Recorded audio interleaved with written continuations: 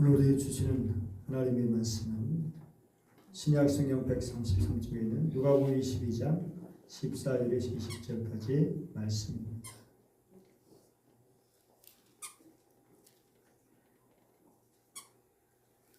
누가복음 22장 14절부터 읽겠습니다. 내가 이름에 예수께서 사도들과 함께 앉으사 이르시되 내가 고난을 받기 전에 너희와 함께 이 유월절 먹기를 원하고 원하였노라. 내가 너희에게 이르노니 이 유월절이 하나님의 나라에서 이르기까지 다시 먹지 아니하리라 하시고 이에 잔을 가져다 감사 기도하시고 이르시되 그것을 갖다가 너희끼리 나누라. 내가 너에게 이르노니 내가 이제부터 하나님의 나라가 임할 때까지 포도나무에서 난 것을 다시 마시지 아니하리라 하시고 또 떡을 가져 감사 기도하시고 떼어 그들에게 주시며 이르시되 이것을 너희를 위하여 주는 데 먹으라. 너희가 이를 행하여 나를 생각하라 하시고 저녁 먹은 후에 잔도 그와 같이 하여 이르시되 이 잔은 내 피로 세우는 새 언약이니 곧 너희를 위하여 붓는 것이라. 아멘.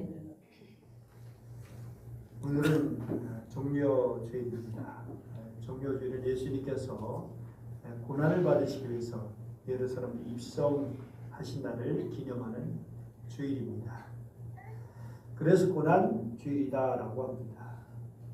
이날 예수님은 나귀를 타고 예루살렘으로 입성하셨고 많은 사람이 종려나무 가지를 흔들며 환영했습니다. 마태복음 21장 9절 말씀에 따르면 앞에서 가고 뒤에서 따르는 무리가 소리 높여 이르되 호산나 다윗의 자손이여 찬송하리로다. 주의 이름으로 오시려니여 가장 높은 곳에서 호산나 하더라고 말씀하고 있습니다. 그런데 며칠 후에 사람들은 돌연 완전히 변해서 예수님을 십자가에 못 박으라고 소리치게 됩니다. 그래서 우리는 종려주일과 동시에 주님의 고난이 시작되는 그런 첫날이기도 합니다.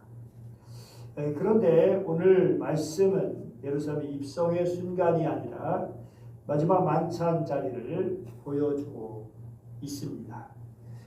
그리고 주님께서 하신 말씀 중 피로 세우는 새 언약을 매우 중요하게 다루고 있습니다.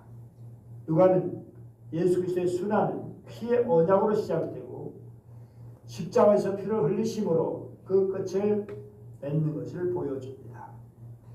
예수님께서 순환 주간 첫날 예루살렘에 들어오셨을 때 주님께서 그 성을 보고 우셨죠. 이 사실에 대해서 누가복음 19장 41절 42절은 이렇게 일러줍니다. 가까이 오사 성을 보시고 우시며 이르시되 너도 오늘 평화에 관한 일을 알았더라면 좋을 뻔하였거니와 지금 내 눈에 숨겨졌도다. 누가는 주님의 예루살렘 입성 기사에서 다른 복음서에는 없는 슬픔과 눈물의 사연을 앞세웁니다.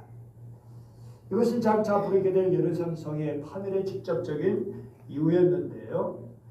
예수님 자신의 눈물과 관련해서 평화를 언급하셨다는 것입니다. 왜 주님께서 눈물을 흘리셨는가? 하나님의 참된 평화가 깨져버린 그런 세상을 향해서 강렬한 슬픔을 보여주신 겁니다. 여기 우시며라고 하는 단어는 비탄에 빠져 소리 높여 통곡하다라는 뜻입니다. 그게 단순히 눈물을 흘린 것이 아니라 예루살렘 백성과 죄 빠진 사람들이 상실한 하나님의 그 귀한 평화가 너무나 안타까워서 피눈물을 쏟으셨다는 것입니다. 이처럼 순환주간의 시작은 예수님의 피눈물로 시작되고 있습니다. 그리고 이제 시간이 지나서 드디어 마지막 만찬의 시간이 다가오게 됩니다. 예수님은 제자들을 불러 모시고 식탁에 앉으셨습니다. 그리고 마음속에 품으셨던 생각, 진심 어린 말씀을 풀어내십니다.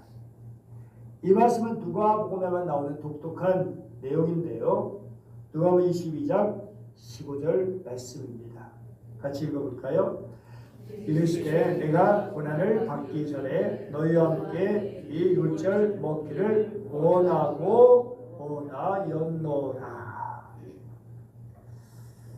예수님께서는 자신이 사람들에게 잡혀서 고난을 받고 이제 죽게 될 때가 이제 가까이 왔음을 너무나 잘 알고 계셨습니다.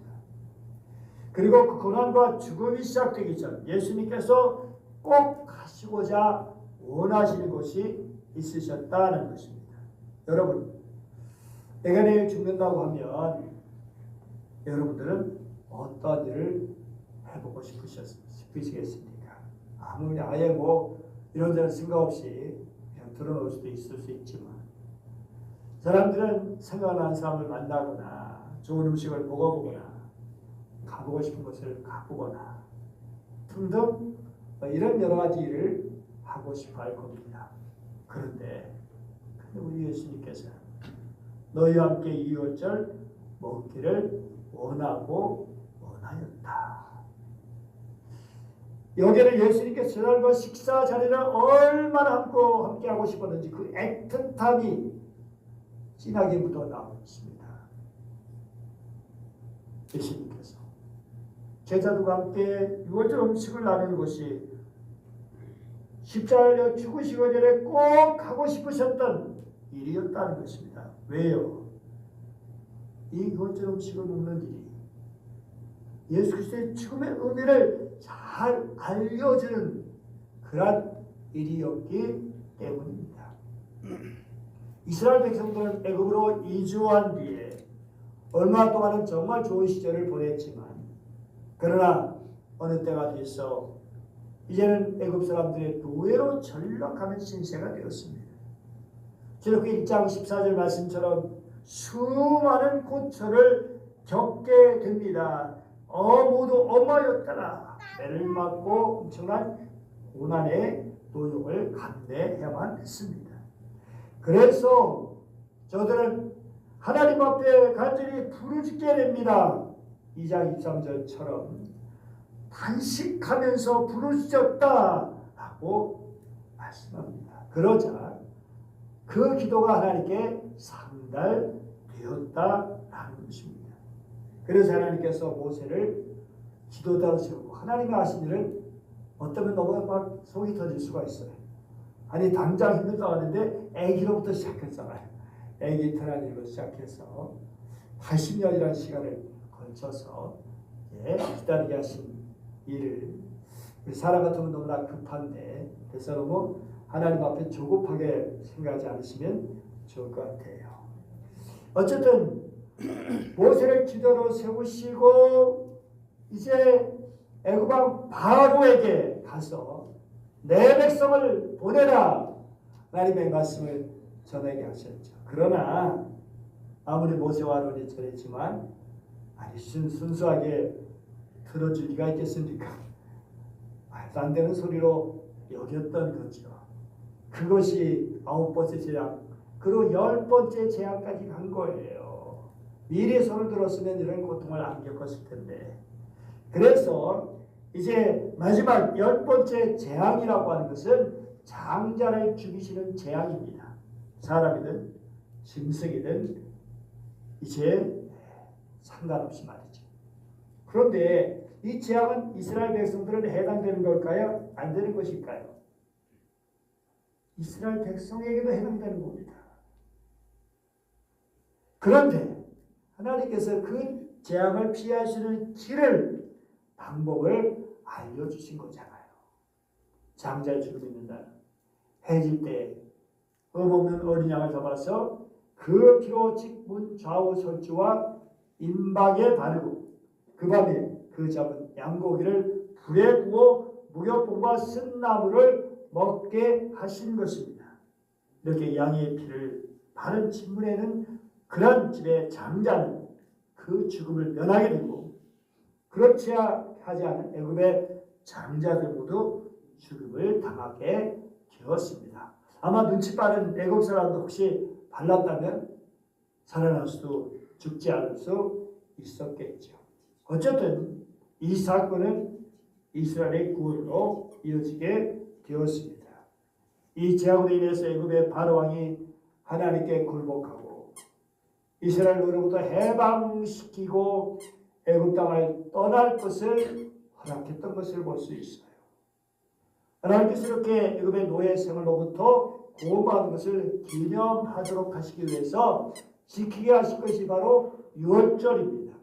그래서 이스라엘 백성들은 매년 유월절 절기가 되면 흠없는 어린 양을 잡아서 제사를 드리고 누룩이 들어가지 않은 그런 빵, 이것이 맞자예요. 과자 같기도 하죠.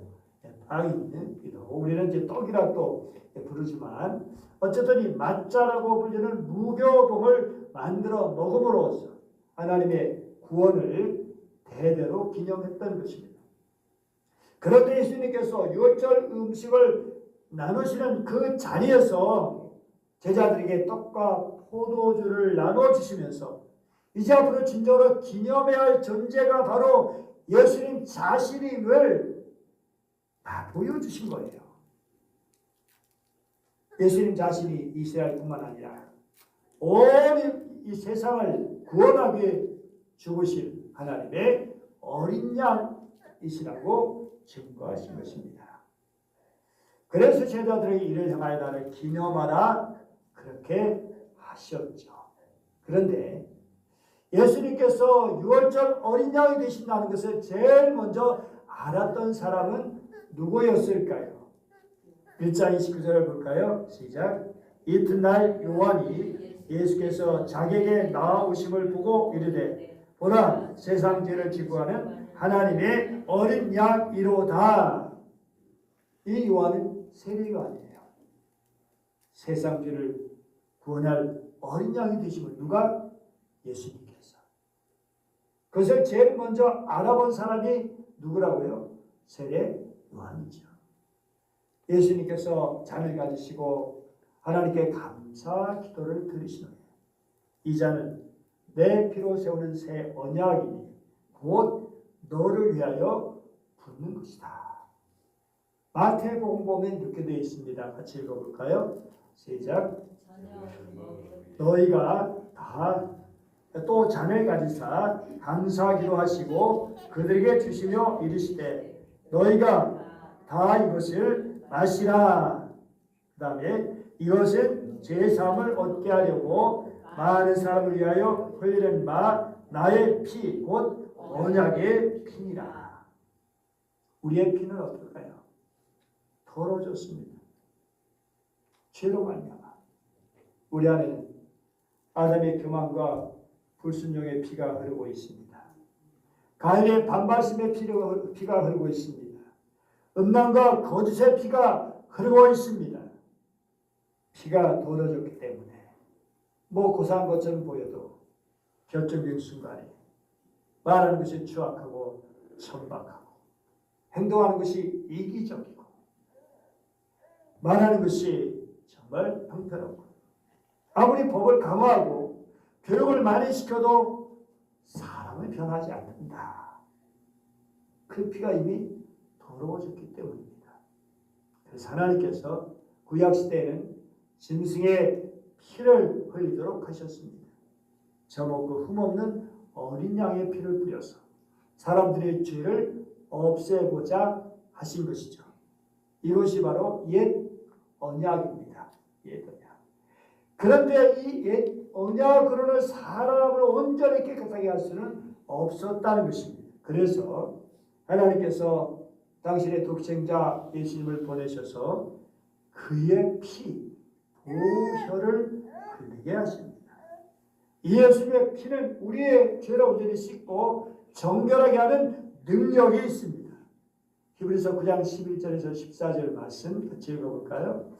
그리스도께서는 장래 좋은 일에 대제사장으로 오사 염소와 송아지의 피로 하지 아니하고 오직 자기의 피로 영원한 속죄를 이루사 단번에 성소에 들어가셨느니라. 염소와 황소의 피와 및 암송아지의 죄를 부정한 자에게 뿌려 그 육체를 정결하게 하여 거룩하게 하거든 하물며 영원하신 성령으로 말미암아 흠없는 자기를 하나님께 드린 그리스도의 피가 어찌 너의 양심을 죽은 행실에서 깨끗하게 하고 살아계신 하나님을 섬기게 하지 못하겠느냐. 예수님의 피는 우리의 죽은 양심도 살아나게 하고요, 우리에게 마음과 생각을 거룩하게 하는 능력이 있습니다. 이를 위해서 예수님은 십자가를 지신 거예요. 그 의미를 깨닫게 하고자 제자들에게 자신의 피를 상징하는 포도주를 부어주신 것입니다. 너희가 나 이것을 마시라. 이것은 죄의 사함을 얻게 하려고 많은 사람을 위하여 흘린 바 나의 피, 곧 언약의 피이다. 예수님의 피는 새 언약의 피예요. 짐승의 피는 구 언약의 피이고 예수님의 피는 새 언약의 피인 것입니다. 예수님께서는 우리가 피로써 언약을 맺기 원하십니다. 언약이란 원하는 메리트인데요, 이것은 동맹, 연합, 연맹 등의 뜻이 있어요. 물론 계약이라는 뜻도 있지만 꽉 묶다라는 뜻도 있죠. 부부가 결혼할 때 뭘 하죠? 서약을 하죠. 또 언약을 맺는 것입니다. 이 두 사람은 연합되도록 하나로 꽉 묶고 준다는 뜻입니다. 본래 다른 사람이었죠. 그런데 결혼과 동시에 꽉 묶어서 둘이 이제 하나가 되게 하는 것입니다. 이제는 두 사람이 뜨겁게 사랑하고 연합하여 한 몸이 되는 것이죠. 하나님께서는 우리와 이런 영적인 부부가 되기를 원하십니다. 호세아 2장 19절 20절 같이 읽어볼까요? 그때 내가 너를 영원히 아내로 맞아들이고 너에게 정의와 공평으로 대하고 너에게 변함없는 사랑과 긍휼을 보여주고 너를 아내로 삼겠다. 진실함으로 내게 장가 들리니 내가 여호와를 알리라. 하나님께서 이스라엘 백성들에게 장가 드리겠다고 하시는 거예요. 본래 이스라엘 백성들 노예 백성들이었습니다. 주님께서 일방적인 은혜로 구원해 주시고 세상 나라 거룩한 백성으로 삼아주셨습니다. 영적인 신부를 삼아주셔서 아내를 삼아주셔서 언약을 맺어주셨어요. 그런데 문제는 저들이 주님께 대한 정죄를 지키지 못하고 우상의 마음을 뺏겨서 언약을 깨뜨리고 말았다는 것입니다.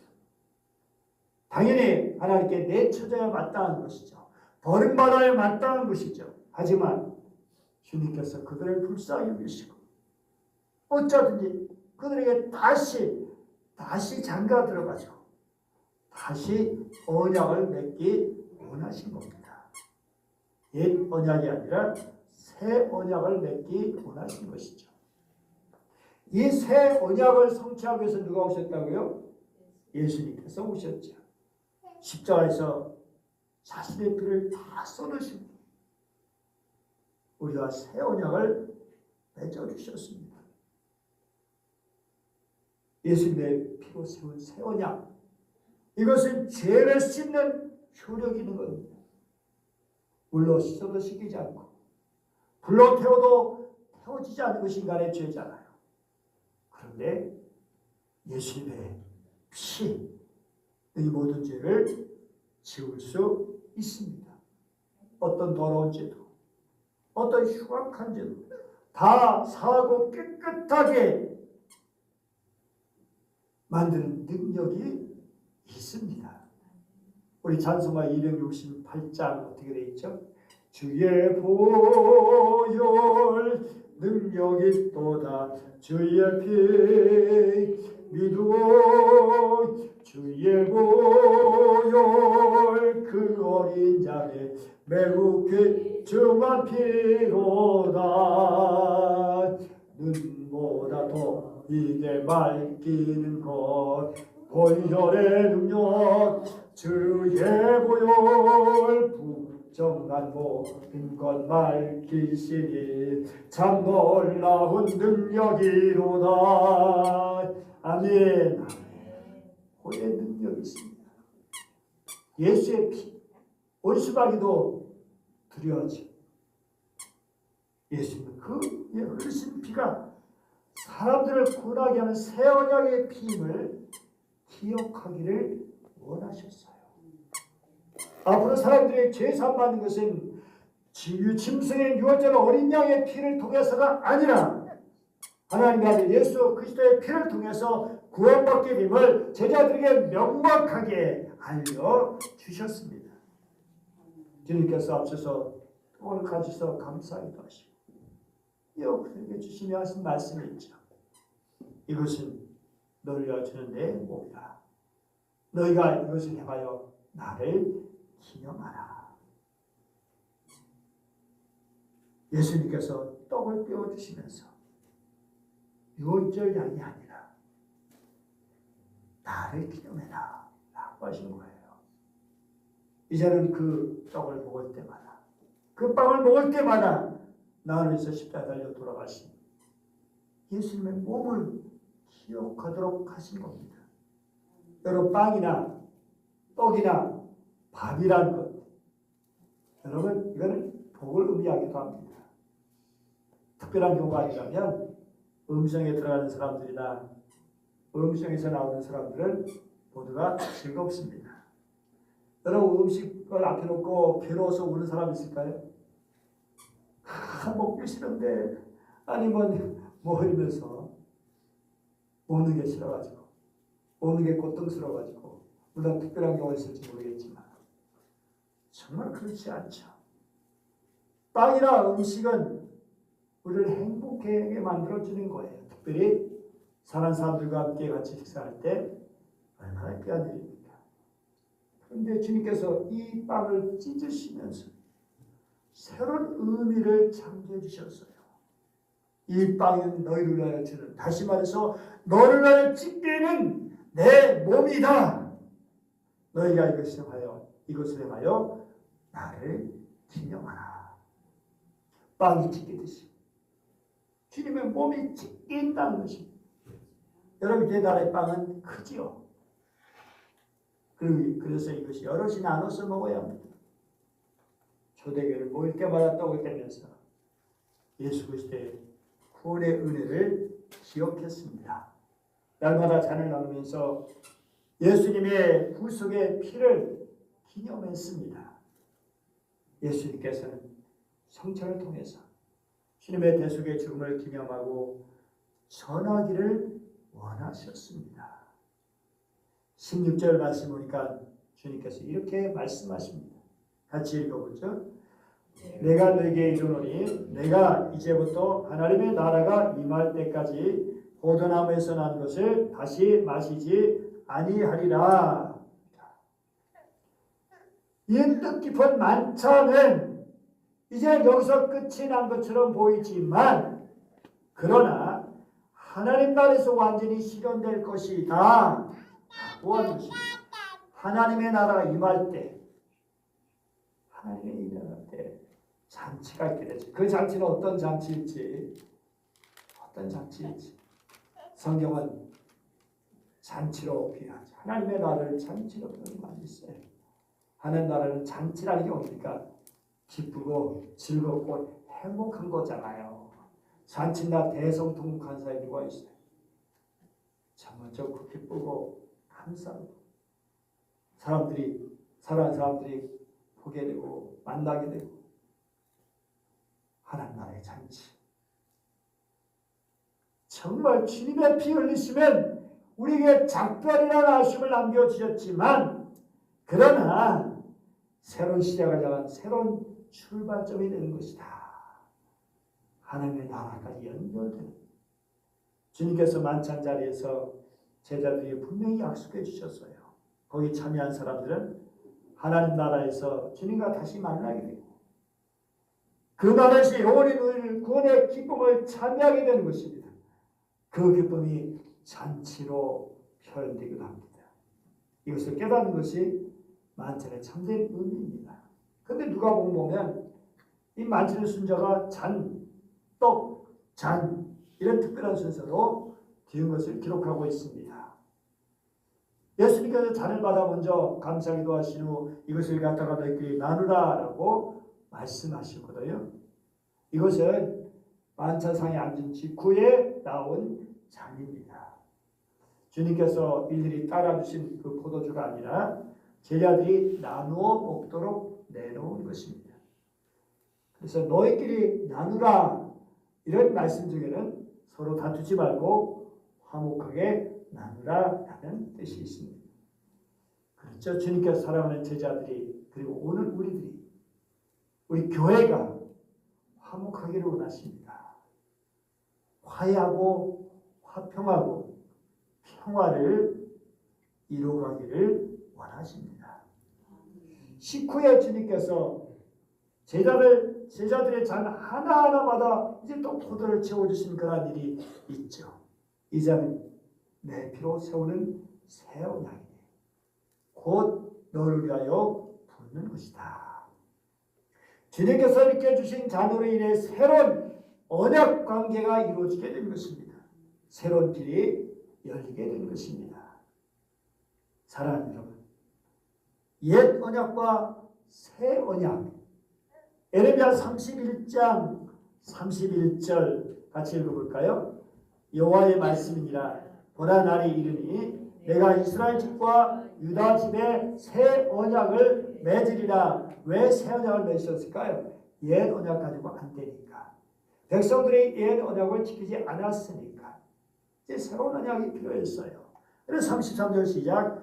곧 내가 나의 법을 그들의 속에 두며 그들의 마음에 기록하여 나는 그들의 하나님이 되고 그들은 내 백성이 될 것이라. 여호와의 말씀이니라. 이제 옛날에는 돌비석에 새기셨죠. 돌비에 새긴 계명이었지만 이제는 마음에 새겨진 계명입니다. 돌은 지울 수도 있어요. 돌에 있는 거는 버릴 수도 있어요. 내 마음에 그런데 새겨진 것을 누가 지울 수 있겠어요? 하나님의 아들이 예수 그리스도께서 내 피로 세우는 새 언약, 자신의 피를 우리 위해서 부어주시겠다 하시고 직접 십자가에서 그 귀한 피를 흘려 주신 것입니다. 여러분, 피라는 것이 얼마나 중요합니까? 우리 몸을 지탱하는 가장 중요한 것 중에 하나가 피입니다. 몸에 앞에 가서 병원에 입원했을 때 제일 먼저 하는 일이 뭐죠? 병원에 가서 제일 먼저 하는 일이 뭡니까? 세혈하는 겁니다. 피를 빼요. 피를 빼요. 그 이유는 이 사람의 피를 보면 그 원인을 찾을 수 있기 때문입니다. 그의 건강 상태를 알 수 있기 때문입니다. 우리의 몸속에 피가 혼탁해지거나 끈끈해지거나 하면서 좋지 못한 피가 흐르게 되면 여러 가지 이제 다른 병의 원인이 되는 거죠. 이러한 모습은 비단 우리 몸에서만 일어나는 것은 아닙니다. 사회 전반에 걸쳐서 나쁜 피와 같은 역할하는 피들이 있습니다.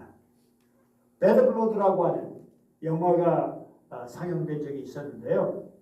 이 영화의 흐름을 지배하는 내용은 갱, 살인, 무더위, 에이즈, 일방적인 사랑이나 도피 같은 불안감 이런 것들이 흐르는 내용입니다. 우리 사회를 혼탁하게 하고 병들게 하는 원인들이 영화의 흐름을 지배하고 있는 다양한 피다. 이 더러운 피를 제거해야만 사회가 맑아질 수 있고 평화로운 사회를 만들어갈 수 있다라고 하는 것입니다. 인간의 죄를 만드는 독소를 제거하고 씻어내고 정결한 새로운 피로 수혈을 받아야 하는 것이죠. 그 새로운 피가 바로 예수 그리스도의 보혈입니다. 십자가에서 흘리신 그 피입니다. 그 피에는 생명이 있습니다. 새롭게 정하는 능력이 있습니다. 정결한 피, 우리의 더러운 피, 나쁜 피도 깨끗하게 만들어집니다. 그 피를 받으면 영혼의 나쁜 피가 제거되고 죄, 노폐물, 독가스, 깍두개진 마음의 병이 치유되고 회복되고, 그래서 우리 주님은 그 피를 마시게 하신 것입니다. 그 피를 마시고 그 피가 우리 혈관 타고 흘러 들어갈 때 나쁜 피가 사라지게 되고 새로운 언약의 백성으로 세워지는 것입니다. 새로운 삶을 살 수 있게 되는 것입니다. 강도 같은 사람이, 깡패 같은 사람이, 베름에 흉악한 죄인이 변하여 새 사람이 피가 새로워지는 것입니다. 우리가 성찬시대에 마시는 잔, 작은 잔에 불과하지만 하나님께 주시는 은혜는 폭포와서 폭포수 같은 힘이 있고 능력이 있습니다. 우리의 작은 믿음도 큰 폭포가 되게 하십니다. 그래서 새로운 존재, 새로운 피조물이 되게 하십니다. 믿음으로 주님을 영접하고 우리의 피 흘리신 주님께 감사하고 그분의 은혜로 살아간 주의 백성들, 그 본인의 능력으로 살아가는 백성들은 참으로 복됩니다. 죄가 얼마나 악착같습니까? 우리 몸속에 마치 안처럼 달라붙어가지고 처음처럼 떨어지지 않는, 그런데 이것은 십자가의 고통과 죽음으로만 제거될 수 있어요.